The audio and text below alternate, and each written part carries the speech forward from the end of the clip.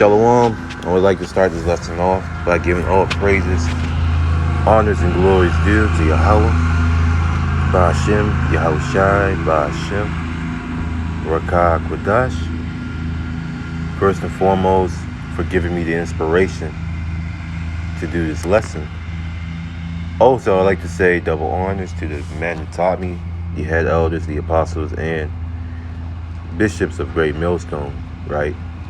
Who rule and teach. Well, good afternoon, right? And also, last but not least, I'd like to give a sincere double honors, right? To you elect out there, wherever you may be, all right? The believers and also the fellow laborers that work in this ministry. To say shalom. That's including the men, women, and children, okay, that are slated to be delivered from this coming destruction. To you all say shalom, and may the blessing of election be upon you and your households. Now, if you're hearing background noise, I'm actually outside. I'm at a park, and it looks like they're doing landscaping for a baseball field that's right next to me. I'm actually at a picnic. It looks like a little picnic thing. And then they have like a soccer field behind me. It feels good out here. And you see people walking by. I just spoke to a woman that appears to be an Edomite. She said hi to me. I greeted her and whatnot. So when the weather is nice like this, people are always in a good mood, you know. But I want to do a lesson about what IUIC said earlier. They pretty much said, you know, you shouldn't hate Edomites, right? And that God hates Edomites, and we are not supposed to hate. And then they bring out Deuteronomy 23 verse 7, which is it seems more like it's a clearly, what's the word I'm looking for? It's a cunningly devised lie that they crafted. Because if you are unlearned and you didn't know any better, you would think that they're telling the truth. But in actual reality, they're kind of lying to you, you know? So the first scripture I want to get is Amos 5:15. And if the noise is getting too much, I'll just probably move to probably do like a walk around and get a little bit further from the lawnmower. But this is Amos 5 verse 15. Hate the evil and love the good, okay, and establish judgment in the gate. And we know, okay, if you've been in this thing for a while, there's a nation of people that the Lord created that's just wicked, evil, okay. And no matter how hard you try to correct them, pursuing the Psalms, the 58th chapter, the wicked are estranged from the womb, which I'm going to go ahead and get. And a second, you can't correct what the Most High has made crooked. And that's what majority of our people do not understand, is that, damn, that's the spirit, bro. Why did he turned down the lawnmower, or at least he went away? That's the spirit. Because I was getting ready to leave, and then he just turned down the lawnmower. Oh well, I don't have to leave anymore. Call all y'all watching me outside. This is a beautiful area.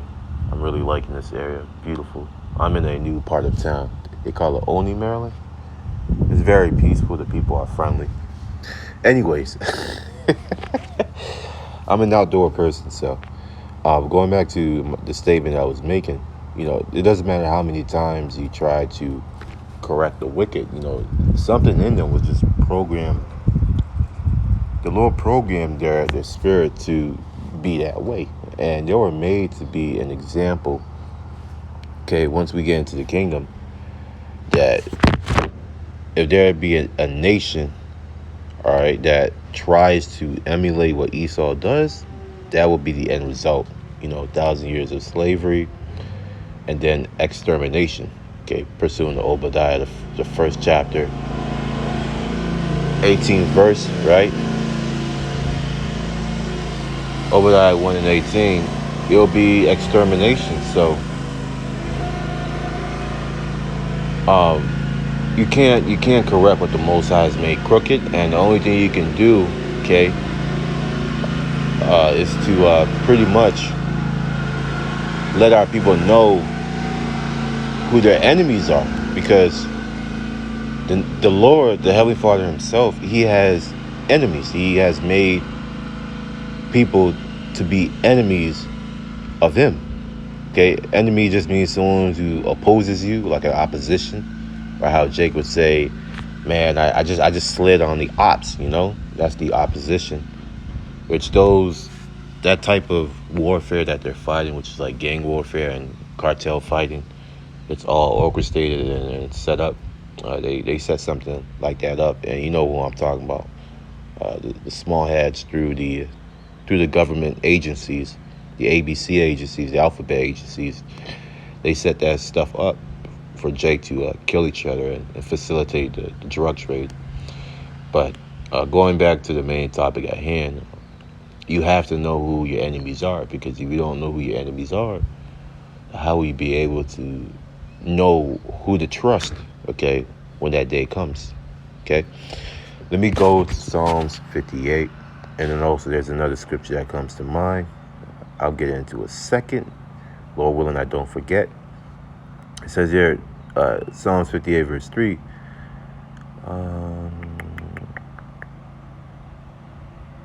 Actually, let me start at verse 1. Do you indeed speak righteousness, O congregation? Do you judge uprightly, O you sons of men? Okay, and this was referring to King Saul and the house of Saul, because when you read about Psalms 74, where it talks about the wicked and the violent man, save me from the violent man, that's actually going into King Saul, because King Saul was that violent man that was chasing David. He wanted to slay him because of jealousy. But now that violent man applies to our arch nemesis, which is Edom.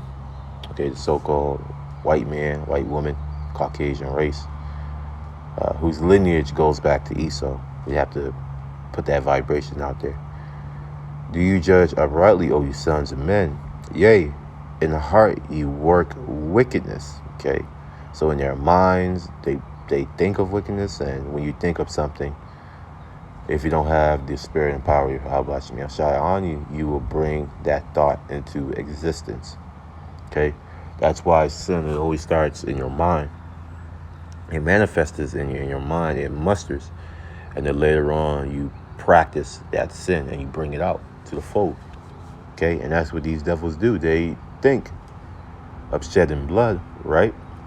What's that in Psalms where it says, let me see if I can look for it. Psalms.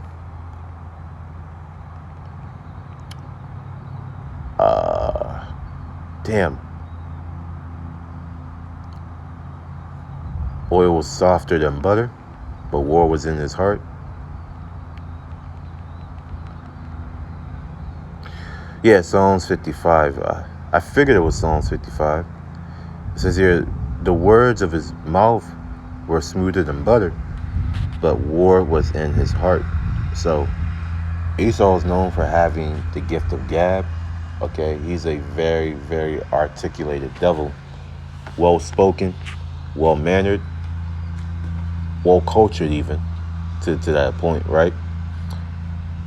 He has that gab because of, his characteristics, which is to deceive. And to be a good deceiver, to have good intrigue, to be an intelligent spy, you have to have a mouthpiece. Okay, that's why the serpent, which was a black devil, or a devil that had melanin, okay, he had that gift of gab. He was able to talk, and that's how he persuaded Eve, okay, to pretty much say, look, I know that the Lord said if you were to follow this way, this lifestyle, you would die. But that's not true, okay? Only thing that will happen, right, is that you will learn what is called the knowledge of good and evil. Okay, and that's what we know how to do righteousness and know how to do wickedness, which is what you see here. And before, we never known wickedness before that time, that moment.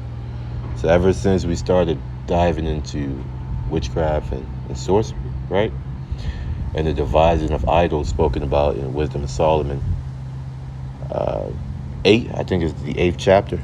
We have, why does this bee always coming near me? Maybe he wants to hear the word. Ever since then, we have pretty much, fell a great fall, and we're still falling to this day. That's why you see our people strung out on drugs. Judah, Benjamin, and Levi, they're shooting each other at an alarming rate. The living condition of the average Israelite, okay, is not too good.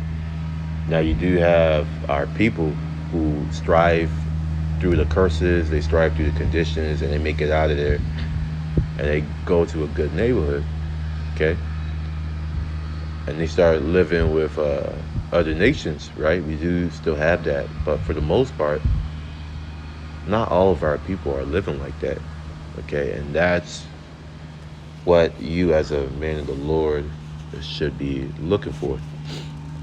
I was watching the brother from Kansas City, the elder, and he made that video of him just going around the rich areas of Kansas, and I was like, damn. The scripture says they are not in trouble as other men, neither are they plagued like other men. The scriptures really mean it, man. I mean, these Edomites are living good. And you know that they have backup money. Some of them probably have gold. Some of them probably know somebody who has a bunker, or they have a bunker themselves. They probably have good credit, which, having a good credit is not something to brag about. It should be a common thing if you have financial literacy, if you're illiterate, right?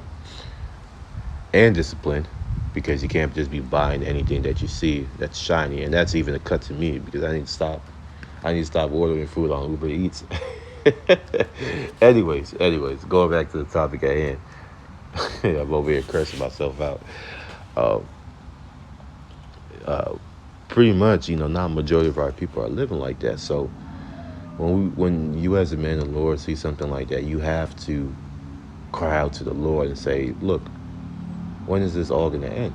When is there's a scripture for it. Or let the wickedness of the wicked come to an end, and establish the just in the earth. That's Job 18, the 18th chapter, I think, verse 5, 6, and 7. Okay, so we're waiting for the Lord to establish, the righteous, which is what the nation of Israel. It says here, the words of his mouth were smoother than butter, but war was in his heart. Okay, so this devil was very crafty, and that's how he came to Eve. He came to Eve with subtlety.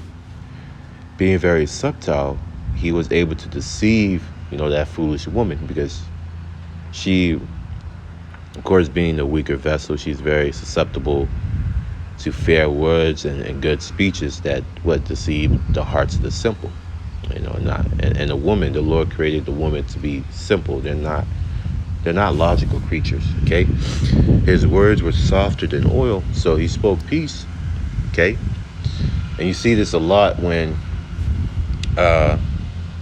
you go into the history, okay, of colonial America, and the so-called Native Americans, which are the tribe of Gad, and the Seminole Indians, which are the tribe of Reuben, okay, and you see how they treated the indigenous tribes at that time, okay, the indigenous tribes of North America, Canada, Alaska, Greenland, and even going up into North America itself. They raped, robbed, and murdered a whole tribe of people. And not just any people, the Israelites, okay? And they made treaty pacts with them, that allowed them to get the Gadites to lower their guard, okay, and to open themselves up to him so they can what? Cause more affliction, more pain. Okay, more pain to their sorrow. Okay, that's what this devil does. That's why when news sprang out, right, of the mass amount of killings that what Gad called the white man or the red man that they were doing, okay, a lot of these Native American tribes started joining together and defending themselves. But at that time, it was too late because a lot of the infighting that they were doing prior to Esau coming over here to the Americas have weakened the relations between the tribes. It has weakened their numbers. It has weakened, okay, their battle spirit, because even going on during the time when they were fighting against Esau, you still had some Native American tribes that still hated each other because they had maybe grandfathers who fought in wars against each other, and they can't seem to let that go. They're looking for revenge. That's why the Lord always forbid, just premeditated murder, okay? Because blood, once you spill blood, blood doesn't sleep. There's always a family member out there that wants to get you, and vengeance is a very, very dangerous emotion, okay? Especially when it's used for the wrong purpose. Okay, so from there, let me go back to let me actually get this scripture right here.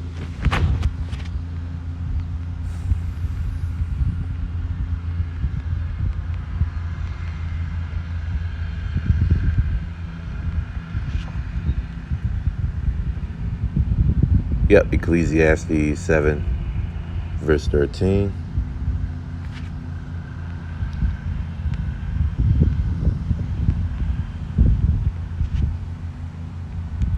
It says, consider the work of the Most High, consider his works. Esau is one of the works of Yahweh Bashem Yahushai because he's the weapon stick for the left hand. The scripture says in Romans that he beareth not the sword in vain, and being what? The executor of judgment for Yahweh Bashem Yahushai. So the Lord, he has his pet devil, Esau. And anytime his woman, us, the nation of Israel, goes off, he sends his pet devil, his pit bull after us. And then, boy, when I'm telling you, Esau, he messes us up. Just look at what happened to the so-called Latin tribes down there in Mexico, Central, and South America, and see the amount of atrocities that were committed to them by the Spaniards, okay? The Spanish conquistadors, the Edomites, rape, robbery, and murder all throughout that land. So when the scripture says that this devil, he beareth not the sword in vain, it really means that. For who can make that straight which he has made crooked? So if the Lord has made this devil crooked, okay, and that he can never, ever become righteous, and he is the opposition of Yahweh Hashem Yahushai, right? 2 Thessalonians, it says he comes, what? He cometh after the working of Satan with all power, lying, and deceivableness, right? If he is that man, then why the F, excuse my German, why the F do we have to pander to this devil? Okay, why the F do we have to love this devil? Why should we show love unto a nation of people that show no love unto us? Scripture says in the book of James that what? He shall have judgment, him that has showed no mercy. Okay? He shall have judgment. Let's get that in the book of James 2, verse 13. Right? It says here, for he shall have judgment without mercy, that has showed no mercy, and mercy rejoiceth against judgment. So all that rape, robbery, and murder that you have done to the nation of Israel, there's a recompense unto that. There is a recompense. You're not going to get off scot-free.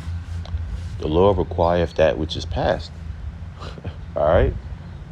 So us as Israelites, we're supposed to hate the evil, hate Esau, In the book of Psalms it says, do I not hate thee, O Lord, that hate thee, that rise up against thee? I count them my enemies, my sworn enemies. King David was in the right spirit Uh, what's this guy's name? One of King David's men. Okay, I think it starts with a A. He was known for beating the shit out of Edomites and throwing them off a cliff. Why didn't the Lord say anything about that? Hmm? If we're supposed to love Esau, come on, man. You know, we're supposed to hate this devil, right? But that's okay. You know, a lot of our people, they still have remnants of Christianity on them, which is understandable because we have spent more time in the world than we have in this truth. So it makes sense for our people to still feel like, no, they want to love the devil, even if they're in this truth. Okay, if you're of the elect, the Lord, pretty much you'll be all right. And uh, the elect, the ones who are pretty much counted, they have that mark of the wall. They're the ones who are going to be saved from this coming destruction, and pursuant to Ezekiel, where the scripture says, "I lay my hands on Edom by the people of my." In fact, let me go ahead and get that. I'm buttering. I will lay my hand upon Edom.